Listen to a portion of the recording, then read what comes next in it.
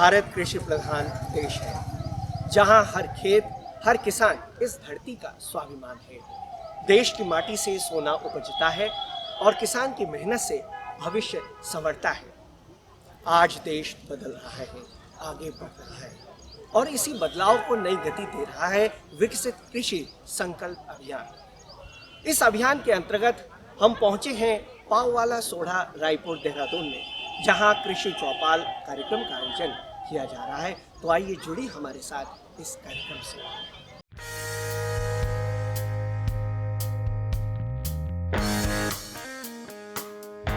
देश के किसानों को सशक्त बनाने और विकसित कृषि के सपने को साकार करने की दिशा में एक सार्थक पहल है विकसित कृषि संकल्प अभियान। इस क्रम में शुक्रवार 6 जून 2025 को देहरादून में केंद्रीय कृषि मंत्री शिवराज सिंह चौहान ने इस अभियान के अंतर्गत विभिन्न कार्यक्रमों में भाग लिया।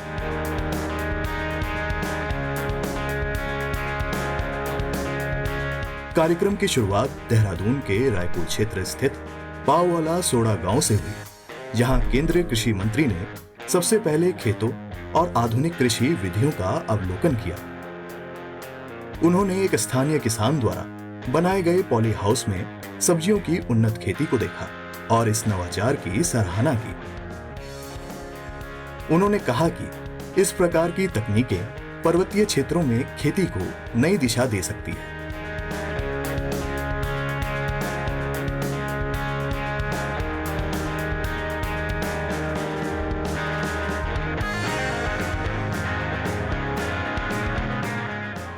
दो 2019 में मैंने शुरुआत कर दी। 21 तक मैं यहाँ तक आ गया कि मैं प्रथम वर्ष मैंने पौधा इसका विभाग द्वारा बिक्री करना स्टार्ट कर दिया जी। प्रथम साल मेरी प्याज की पौध का तैयारी करी जी। तो विभाग द्वारा मुझे काफ़ी कुछ मिला है, जैसे वाटर टैंक मिला है कृषि हॉर्टिकल्चर विभाग द्वारा, और पॉली हाउस मिला है। एक आवेदन मैंने किया है और बनना है। तो काफ़ी हेल्प है मुझे। किसी भी विभाग ने मुझे कहीं ऐसी वो नहीं दिक्कत नहीं आई कि किसी भी विभाग में मैं गया, सब जगह मुझे अच्छा वो मिला जी रिस्पॉन्स। फसल मेरे पे जी आम है, अमरूद है और आपका नींबू है, कटहल है। फ्रूट प्लांट लगभग वर्षाकालीन फिलहाल सब कुछ है। और कुछ मैं रूट स्टॉक जैसे सेब, खुमानी, फुल्लम पे भी मैं काम करना चाहता हूँ जी। उसका मैंने रूट स्टॉक शिमला से, सोलन से और एक नौनी से, जहाँ हॉर्टिकल्चर का भी विभाग है, वहाँ से भी कलेक्ट करके मैं लाया हूँ। CISS लखनऊ से और आपका काशीपुर से और आपका बिहार से लीची अनुसंधान केंद्र से और दिल्ली पूसा इंस्टीट्यूट से मैं काफ़ी वैरायटियाँ इकट्ठी करके लाया हूँ, कलेक्ट कर रहा हूँ। इसके पश्चात पाववाला सोढ़ा गांव में आयोजित किसान चौपाल कार्यक्रम में केंद्रीय कृषि मंत्री ने स्थानीय किसानों से सीधा संवाद किया। इस अवसर पर उन्होंने खेती की आधुनिक तकनीकों, जैविक खेती और कृषि आधारित उद्योगों के महत्व पर विस्तार से चर्चा की। किसानों ने अपनी जमीनी समस्याएं साझा की, जैसे सिंचाई की चुनौतियां, बीज की गुणवत्ता और बाजार तक पहुंच, जिन पर केंद्रीय कृषि मंत्री ने गंभीरता से विचार किया और त्वरित समाधान की प्रतिबद्धता जताई। हरि प्रसाद जी बताइए कैसे कर रहे हैं, क्या कर रहे हैं, कितना इसको पूर्वज जो है नीचे रख दीजिए। हाँ उसको रख दीजिए। 50 साल से करते आ रहे हैं, उसको अब हम संभाल रहे हैं। ये कहाँ कर रहे हैं आप? रानी पोखरी ग्रांट रानी पोखरी कितने में कर रहे हैं, कितने ये एरिया? हमारा 2 हेक्टेयर है। 2 हेक्टेयर में लीची लीची, आम, कटहल। अच्छा लीची आम। अब ये मैं बीजी पिंगी भी है मधुमक्खी पालन, क्योंकि कॉम्बिनेशन है मधुमक्खी और गार्डन। अब देखो हरि प्रसाद जी ने कितनी मार्के की बात कही कि मधुमक्खी अगर पालन करेंगे तो मधुमक्खी के माध्यम से परागण बहुत अच्छा होगा, यही कह रहे हैं। हाँ जी। और इसलिए इसको कहते हैं आम के आम, गुठलियों के दाम।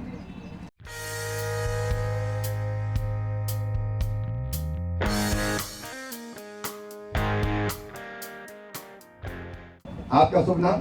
आशीष राजेश जी। आशीष, कहाँ कर रहे हैं खेती आप? सर ये रायपुर में कर रहा हूँ।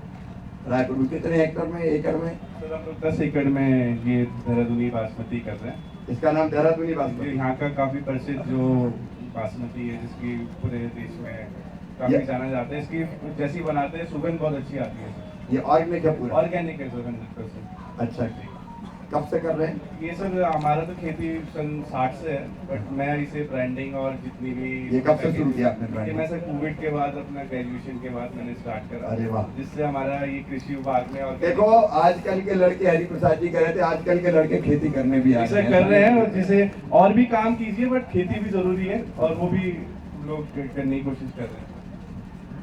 थोड़ा इस बासमती के कैसे आप लगाते हैं बहुत संक्षेप में बताइए, और कितना इसमें आपका पैसा लगता है और इसको कितने निकालते हैं, कितना प्रॉफिट हो सकता है? सर ये हम लोग अपनी जो लगाते हैं 10 एकड़ में मैं लगाता हूँ, साथ साथ हमारी डिमांड इतनी है कि हमने 20 एकड़ अलग से कॉन्ट्रैक्ट फार्मिंग भी कर रहा हूँ सर। और 1 एकड़ में आप लगाइए कि 50,000 रुपये का हमारा खर्चा आता है, और जो लागत हमारे जो प्रॉफिट है हम 1 एकड़ में लगभग 3 लाख रुपये का प्रॉफिट निकाल रहे हैं। 1 एकड़ में बासमती से 3 लाख रुपए का प्रॉफिट, जी, एकदम जी, सही हिसाब बिल्कुल है। सही है सर।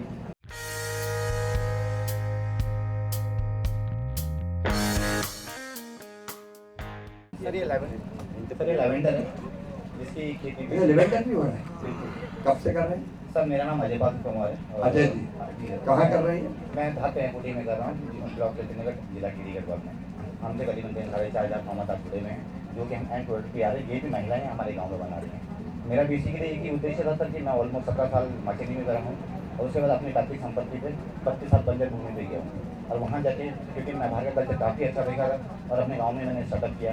आज मुझे फर्स्ट होता है ये कहते हुए कि आज मेरा गांव में 1.5 से 2 करोड़ रुपए इन्हीं चीज़ों से कमा रहा है। कितने? 1.5 से 2 करोड़ रुपए, 1.5 से 2 करोड़। जिसमें एक्चुअली आप तो हम चाचा जी बोलते हैं सर। कितने लोग इन्वॉल्व हैं? करीबन 382 परिवार, 382 लोग, सब मिलके 1.5 से 2 करोड़ का हुआ। और हम ये चाहते हैं कि प्रोसेसिंग यूनिट चले वहाँ पे, एंड प्रोडक्ट बने। अब अभी कहीं बना रहे हैं ये? बिल्कुल सर। कहाँ बना रहे हैं? यहाँ पे कोटी में बना रहे हैं सर। अच्छा ये तो बैग है, ऐसे ही दिखा देते हैं।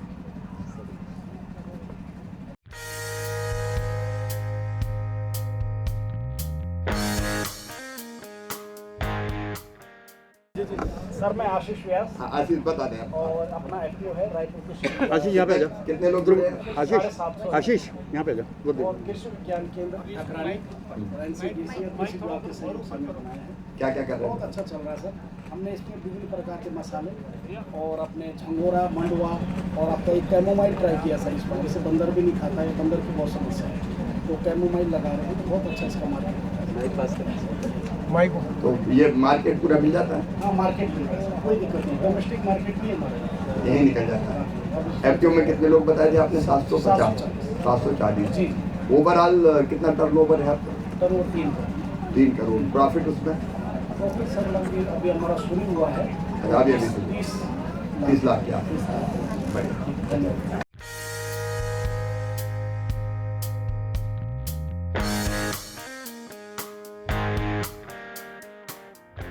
मान्यवर मैं प्रवीण रानी पोखरी लिखा इधर जाओ, यहाँ पर। ये मैं दुनिया को दिखाने के लिए कर रहा हूँ ताकि लोग देखें। मेरा छोटा सा बगीचा है 2 एकड़ का, रानी पोखरी लिखराबाद में। आम, लीची, कटहल हमने लगाए हुए हैं बाउंड्री पे, जिससे कि गर्म हवाएं बगीचे को नुकसान न पहुँचाएं। अच्छा।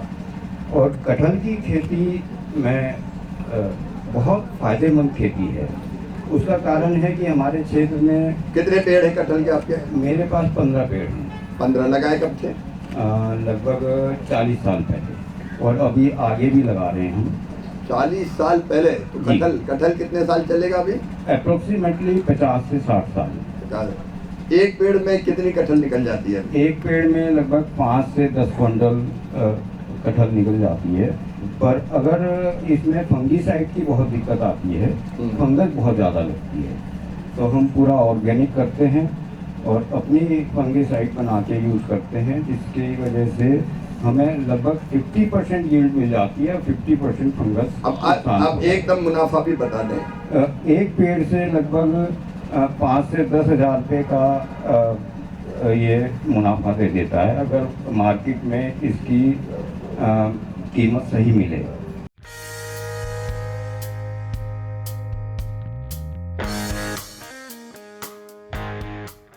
मेरा नाम सरिता कंगार है, मैं ग्राम 82 से हूँ और मेरे समूह का नाम सुरकंडा माता स्वयं सहायता समूह है।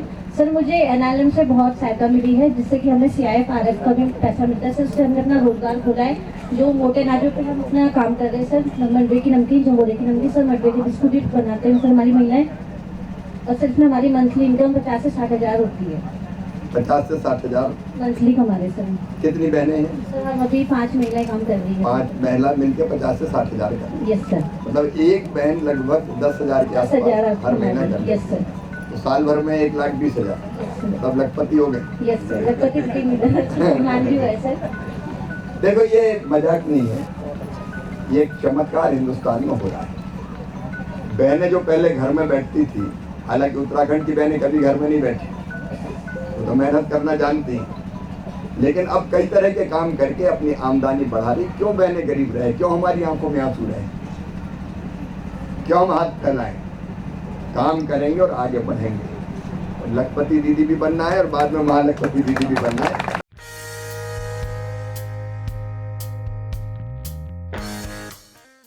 दीपक उपाध्याय, डोईवाला विकासखंड नकरौला गाँव है मेरा। और 94-95 में जानकारी में आया था, तब से ऑर्गेनिक फार्मिंग में शुरुआत की थी। उस समय अकेला था। उसके बाद में स्वयं सहायता समूह बना के गाँव में काम किया और जैविक उत्पादन और जैविक मार्केटिंग का काम शुरू किया। उसके बाद ऑर्गेनिक बोर्ड के गठन के साथ में ऑर्गेनिक बोर्ड के सहयोग से वर्तमान में हमारा एक साप्ताहिक बाजार देहरादून में चलता है और वो पूरे साल में 52 के 52 सप्ताह लगता है। एक FPO का गठन करने के बाद एक हमारा जो हमारे उपभोक्ता हैं उनके सहयोग से, उनके सुझाव के साथ में एग्रीकल्चर टूरिज्म, जैसे इको टूरिज्म, एग्रीकल्चर टूरिज्म शुरू किया। तो हमारे उपभोक्ता अपने परिवार के साथ में हम महीने में एक दिन किसी एक किसान के यहाँ अपना एक कार्यक्रम रखते हैं। तो उसमें नए बच्चे, जैसे एक बात आती है कि नई पीढ़ी कृषि से भाग रही है, तो शहरी क्षेत्र के बच्चे कृषि के प्रयोग किसान के खेत में जाके देखते हैं। और दूसरा एक फैमिली फार्मर वाला, जैसे फैमिली डॉक्टर करते हैं, फैमिली फार्मर हमारे उपभोक्ताओं ने अपने परिवार में रखे हुए हैं। हमारे इसमें जो मार्केट लगता है उसमें जो आते हैं वो खरीद के भी ले जाते हैं। खरीद के ले जाते हैं। लगभग 300-350 परिवार प्रति सप्ताह आते हैं। उन्होंने अपनी रसोई को पूरी तरह से जैविक किया हुआ है। आज हमारे यहाँ चौपाल पे कार्यक्रम हुआ है, जिसमें हमारे केंद्रीय मंत्री शिवराज सिंह चौहान और राज्य मंत्री गणेश जोशी जी आमंत्रित थे। हम लोगों ने सभी लोग गांव के सब एकत्र हुए हैं और सब ने किसान संबंधी, खेती से संबंधी बातचीत की है। उसमें सब अपने अपने समस्याएं भी रखी हैं और सब अपने अपने उससे जो विकसित कर रहे हैं, जैसे पहाड़ी वो हो गए, मंडवा वगैरह, दलहन में हो गए बासमती, और सब्जियों में कटहल, आम, लीची, सब चीज़ के बारे में उन्होंने हमें बताया भी, समझाया भी है। राष्ट्रीय पुरस्कार से पंचायत इस ग्राम पंचायत में आज माननीय केंद्रीय कृषि मंत्री जी और हमारे प्रदेश के कृषि मंत्री जी का आगमन हुआ है। इससे निश्चित रूप से हमारे क्षेत्र के, हमारे प्रदेश के किसानों का इसका लाभ मिला है। और जो विकसित कृषि संकल्प अभियान जो चल रहा है पूरे देश में, उसके निमित्त आज इस ग्राम पंचायत का चयन माननीय कृषि मंत्री जी के द्वारा किया गया। एक कृषक चौपाल का आयोजन यहाँ पे किया गया है, जिससे जो हमारे प्रगतिशील जो हमारे किसान हैं, उनके द्वारा जो अपने कृषि क्षेत्र में जो कार्य किए जा रहे हैं, उनके बारे में उन लोगों ने यहाँ स्थानीय ग्रामवासियों को, जो न्याय पंचायत स्तर पे हमारे पूरे ग्राम प्रधान लोग और हमारे जो कृषक लोग यहाँ पे आए हुए थे, उन लोगों को उन्होंने अपने अपने बारे में बताया, कैसे उन्होंने खेती को जो है आगे बढ़ाने में अपना योगदान दिया है। और जो अभी तक लोग खेती से भाग रहे थे, वापस जो लोग खेती की तरफ वापस मुड़ रहे हैं, उससे हमारा देश निश्चित रूप से फिर जो है सोने की चिड़िया बनने की राह पे अग्रसर होगा।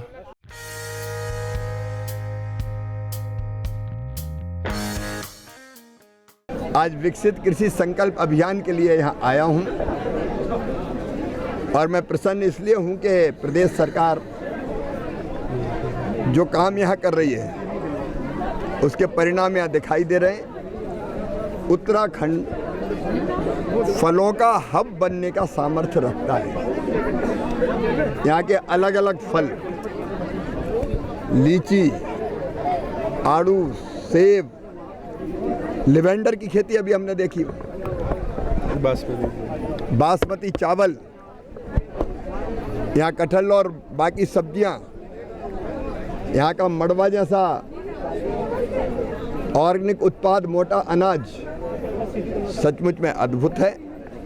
आज कई किसानों ने अपने सफल प्रयोग इस अभियान के बीच बताए हैं। भारत सरकार और उत्तराखंड सरकार मिलकर उत्तराखंड की खेती को बहुत ऊंचाइयों पर ले जाएगी। ये हार्टिकल्चर का हब बने और अधिकतम लाभ भी हमारे किसान कमाए और इस देवभूमि की पवित्र माटी में पैदा फल और सब्जियां देश और दुनिया के बाज़ारों में जाएं।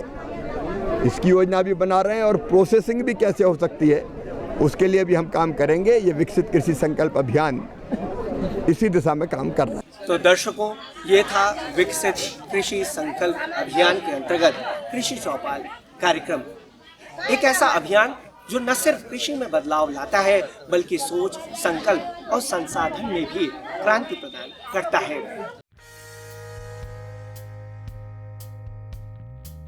कार्यक्रम की अगली कड़ी में केंद्रीय कृषि मंत्री हिमालयन सांस्कृतिक केंद्र कौलागढ़ पहुंचे, जहां पर्वतीय और मैदानी क्षेत्रों के किसानों के साथ संवाद और विकसित कृषि संकल्प अभियान का समापन कार्यक्रम आयोजित हुआ।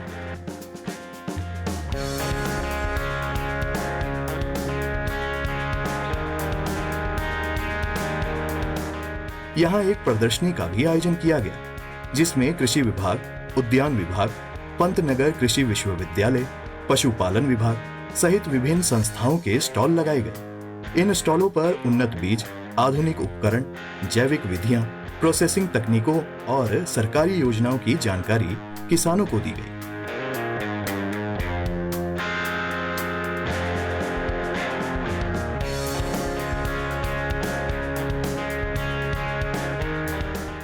विकसित कृषि संकल्प अभियान के अंतर्गत हम पहुंच चुके हैं कौलागढ़ स्थित हिमालयन कल्चरल सेंटर और यहां पर कृषि से संबंधित उत्पाद और उपकरण लगे हुए हैं। आइए जानकारी प्राप्त करते हैं। मैं देहरादून के थानो क्षेत्र में पिछले 5 साल से जैविक खेती कर रहा हूँ। इसमें मैं वेजिटेबल, फ्रूट्स और कुछ मसाले वगैरह कर रहा हूँ और गवर्नमेंट हमें पैकेजिंग का और हमारा रजिस्ट्रेशन जो होता है जैविक में उसका हमें सपोर्ट करती है गवर्नमेंट इसमें। यहाँ पे हमने जैविक उत्पादों की प्रदर्शनी लगाई हुई है।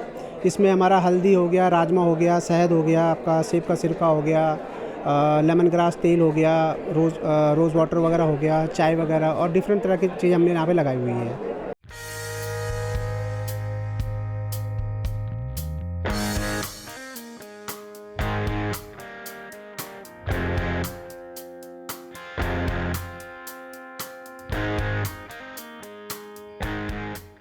ये जो सारे प्रोडक्ट्स हैं हमारे फार्मर्स के हैं जिन्होंने यहाँ ग्रो करे हुए। ये वेजिटेबल्स हो गई, ये मशरूम ग्रोवर्स हैं और उधर जो फूड प्रोसेसिंग है PMF भी हमारी योजना चल रही है उत्तराखंड सरकार की, उसके प्रोडक्ट्स हैं ये सारे के सारे। विभाग द्वारा जो स्कीम्स होती हैं वो सब्सिडाइज उस पे रेट पे उन्हें सीड्स वगैरह अवेलेबल किए जाते हैं और अलग अलग योजना में सब्सिडीज़ जो होती हैं वो उनको प्रोवाइड की जाती हैं। आपके यंत्र होते हैं, पॉली हाउस वगैरह होता है, उसमें 80% सब्सिडी है। तो ये सारी की सारी चीज़ें, बाकी औद्यानिक जो जानकारियाँ होती हैं उसमें हमारे जो कर्मचारी हैं या हमारे अधिकारी हैं वो समय समय पर फील्ड में विज़िट करते हैं और उन्हें चीज़ें बताते हैं।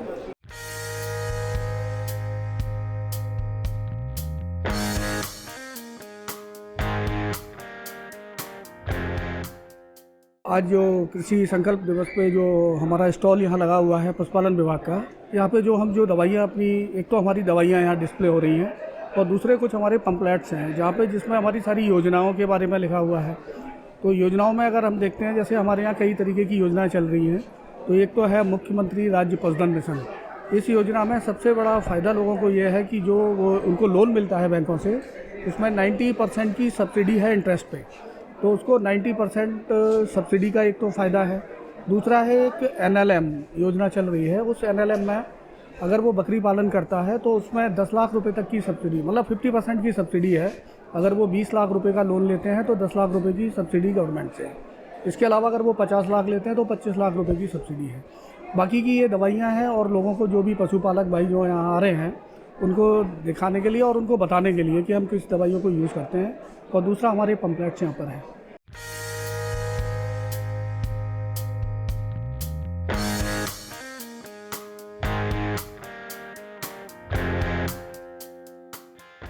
नमस्कार, मैं डॉक्टर विजेता कृषि विज्ञान केंद्र ढकरानी से। आज हम लोग विकसित कृषि संकल्प अभियान के तहत इस प्रदर्शनी में शामिल हुए हैं। हम पंतनगर यूनिवर्सिटी के कृषि विज्ञान केंद्र से आए हैं और हमारा जो कृषि विज्ञान है वो ढकरानी में स्थित है। इस प्रदर्शनी में हमारा जो स्टॉल है, इस स्टॉल में हम लोगों ने डिफरेंट हमारी जो वेजिटेबल की हाइब्रिड वैरायटीज़ हैं, इनके जो वेजिटेबल्स हैं इसको डिस्प्ले किया हुआ है। जैसे आपका खीरा है, खीरा में प्रजाति शबनम, और भिंडी की प्रजाति जो पूसा भिंडी 5, और कुछ लोकल वैरायटीज़ हैं आपके लौकी और करेले की। इसके साथ ही हमारे पास फार्मर प्रोड्यूसर ऑर्गेनाइजेशन भी है, FPO, जिसमें हमारे जो कृषक संगठन हैं वो विभिन्न प्रकार के उत्पाद बनाते हैं और उनके उत्पादों की भी प्रदर्शनी आज लगी हुई है। इसके साथ ही हमारे केंद्र में वर्मी कंपोस्ट भी तैयार किया जाता है और अजोला का प्रोडक्शन भी होता है, और उन सारी प्रदर्शनी को हमने आज लगाया हुआ है।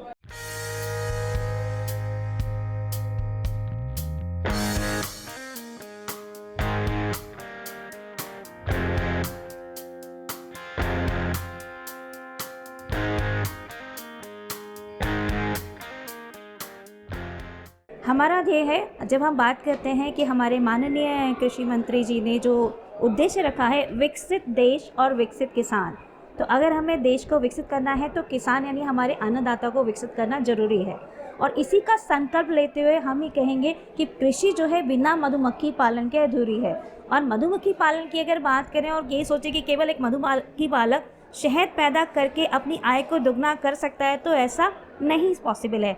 आज के ज़माने में हर किसी घर में डाइनिंग टेबल पर जब तक शहद ना पूछे तब तक उसका कोई फ़ायदा नहीं है। हमने जो रिसर्च की है उसके हिसाब से हमने ये पाया है कि अगर आयु वर्ग विशेष के हिसाब से हम शहद को फ्लेवर्ड करें, मेडिसिनल शहद बनाएं, तो बहुत अच्छा उपाय होगा। जैसे अगर बच्चे हैं तो उनको जो है वनीला फ्लेवर्ड अच्छा लगता है, जनरली कोई बच्चा शहद खाना पसंद नहीं करता। और अगर हम ब्रेड मिला के देखेंगे, मम्मियाँ तो सारी ये चाहती है कि न्यूट्रिशन के लिए बनाए। और अगर कोई बुजुर्ग है तो उसको जॉइंट पेन्स बहुत होता है। सिनेमन में एक क्वालिटी होती है कि एंटी इन्फ्लेमेटरी एक्शन होता है, तो हम कहते हैं ना बुजुर्गों के लिए जॉइंट पेन है तो उसको हम शहद के साथ दालचीनी करें। तो हमने क्या किया, फ्लेवरिंग ही कर दी उसके लिए। और दूसरा, आप सोचिए सुबह कोई महिला उठी है और वो शांत चाहती है और सारा काम भी कर रही है, तो उसके लिए हमारे पास है रोज़ फ्लेवर्ड हनी। दूसरा एक है हमारे पास कैमोमाइल। आज की युवा पीढ़ी हो या कोई भी वर्ग हो, जब भी काम करते तो स्ट्रेस हो ही जाता है और एंजाइटी बहुत ही कॉमन है, और कई बार तो नींद की भी बीमारी होती है। उसके लिए हमारे पास है एक ऐसा हनी जिसमें हमने कैमोमाइल को इन्फ्यूज़ किया है। और अगर आप लेंगे, शहद में अपनी आप ही मेटाबॉलिक एक्टिविटीज़ बहुत अच्छी होती है, फ्लेवोनाइड्स का फुल ऑफ द न्यूट्रिएंट्स है, और उसके साथ में कैमोमाइल का गुण आ गया, तो इसलिए हमने इसको बना दिया इन्फ्यूज़ हनी, जो कि बहुत ही, तो यानी हर किसी के घर की डाइनिंग टेबल पर आपको शहद मिल जाएगा जो हर आयु वर्ग के लिए काम करेगा। सिर्फ शहद ही नहीं, मधुमक्खी पालन से प्रोपोलिस नाम का एक पदार्थ भी होता है जिसको बीकीपर कभी ध्यान नहीं देते। बिल्कुल उसी तरह जैसे कोई गाय वाला है, गाय से दूध लेगा, लेकिन अगर आप व्यवसाय करना चाहते हैं तो गाय के सारे प्रोडक्ट लेने होंगे, जैसे दूध, दही, छाछ। इसी तरह अगर मधुमक्खी पालन करना चाहते हैं तो सिर्फ शहद नहीं करना है, हमें मोम जो निकलता है उसको भी यूज़ करना है। आजकल के ज़माने में कैंडल लाइट डिनर बहुत ही फेमस है।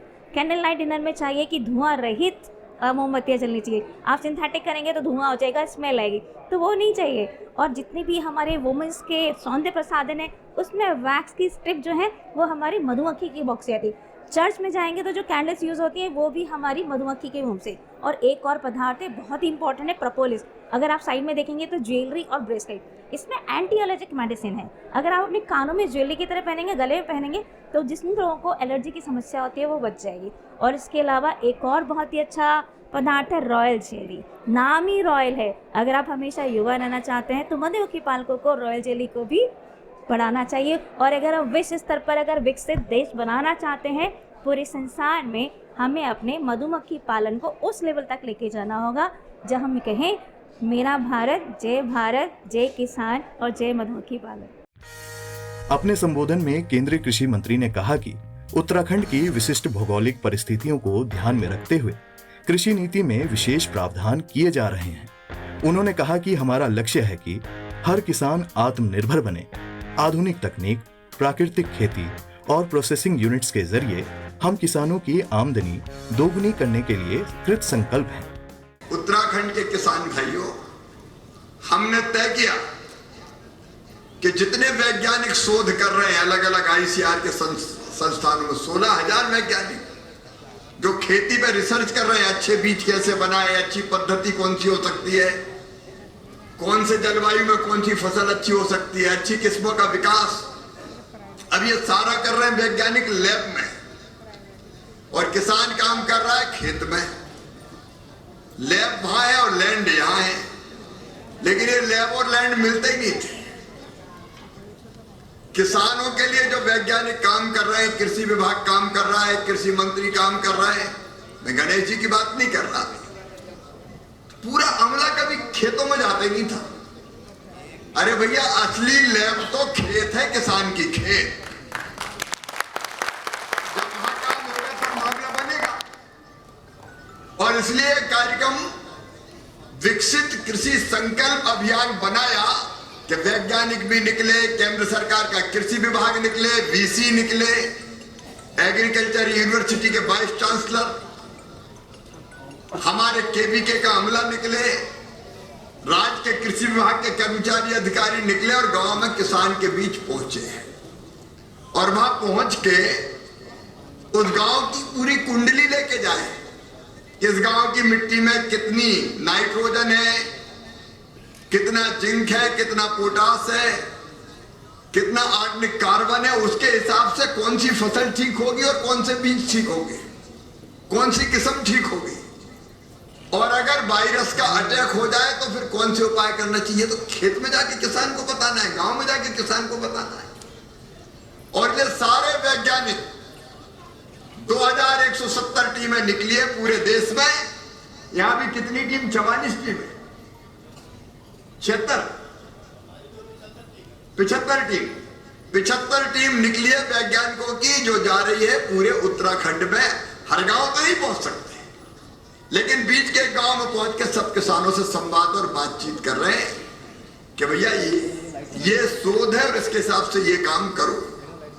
और दूसरी चीज, और किसान से बड़ा वैज्ञानिक और कौन हो सकता है, वो भी तो खेती कर रहा है दिन रात, तो उसकी भी तो सुनो भाई।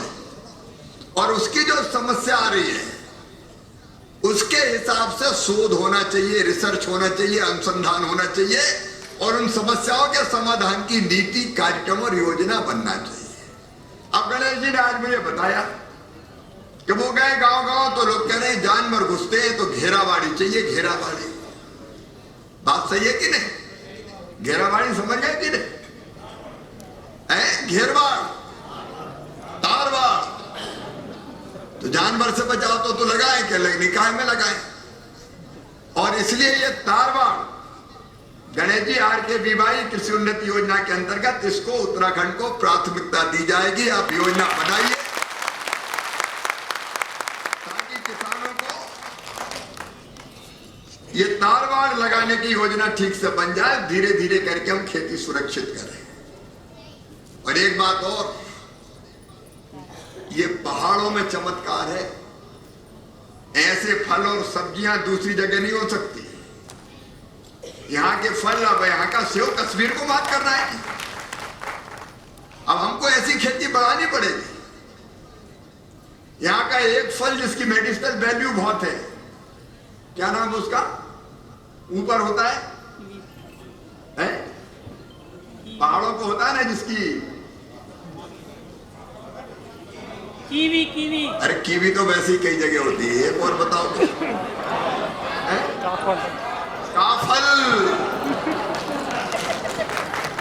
काफल की दुनिया में डिमांड बढ़ रही है, तो भैया काफल भी पैदा करना पड़ेगा, कीवी भी पैदा करनी पड़ेगी। और अपनी लीची तो देख के मुंह में पानी आ जाता है। और यहाँ का जो मोटा नहीं, वो तो अदब होता है। जो हमारे कोदो कुटकी और वो क्या था जो मैं ले गया था, मड़ुआ, मैंने वहां भी कहा था, यहां भी करूं कि हमारी श्रीमती जी ने कहा कि मैं तो मड़ुआ ही खाऊंगी और कुछ खाना ही नहीं चलेगा। ये चीजें इतनी हैं कि वैज्ञानिक इन पर रिसर्च और शोध और करें। इनका उत्पादन कैसे, मड़ुआ का उत्पादन बढ़ना चाहिए, उसके लिए और अच्छे बीज बनना चाहिए ताकि उसकी पैदावार भी बढ़े और उसकी मार्केटिंग ब्रांडिंग की भी जरूरत है। तो उसकी मार्केटिंग हो, ब्रांडिंग हो, मोटे अनाज पर आधारित और जितनी फसलें हमारी है उसको संरक्षित करके उसकी मार्केटिंग ब्रांडिंग करके बेचना पड़ेगा। मैं दावा करता हूं उत्तराखंड के किसान भाइयों, देश नहीं दुनिया में धूम मचा देगी हमारी ये फसलें, क्योंकि इसके औषधीय गुण हैं, ये शरीर के स्वास्थ्य के लिए बहुत उपयोगी है। और कई जगह तो ऑर्गेनिक हो रहा है, ऑर्गेनिक जैविक, इसको बढ़ाना पड़ेगा। मैं कृषि मंत्री के रूप में प्रधानमंत्री जी के नेतृत्व में आपको विश्वास दिलाता हूं, उत्तराखंड के मुख्यमंत्री माननीय पुष्कर धामी जी के साथ मिलकर और गणेश जोशी जी के साथ मिलकर, कृषि विभाग की टीम के साथ मिलकर उत्तराखंड के किसान भाइयों कृषि के रोड मैप को और बेहतर बना के आपका फायदा कैसे बढ़े और देश और दुनिया का फलों का हम उत्तराखंड कैसे बने, उसमें कोई कसर हम नहीं छोड़ेंगे। किसानों ने कार्यक्रम की सराहना की और बताया कि उन्हें पहली बार इतने उच्च स्तर पर अपनी बात रखने का अवसर मिला है। यह संवाद भविष्य में नीतियों के निर्माण में मील का पत्थर सिद्ध हो सकता है। विकसित कृषि संकल्प अभियान केवल एक योजना नहीं, बल्कि किसानों के उज्जवल भविष्य की ओर बढ़ता विश्वास है। खेत से नीति तक की सीधी यात्रा।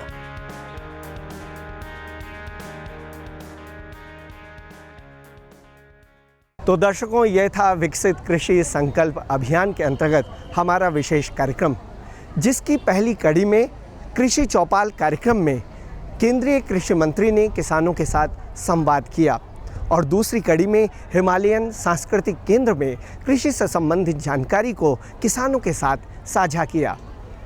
हम आशा करते हैं कि आपको इस कार्यक्रम से लाभप्रद जानकारी हासिल हुई होगी। जय जवान, जय किसान, जय विज्ञान।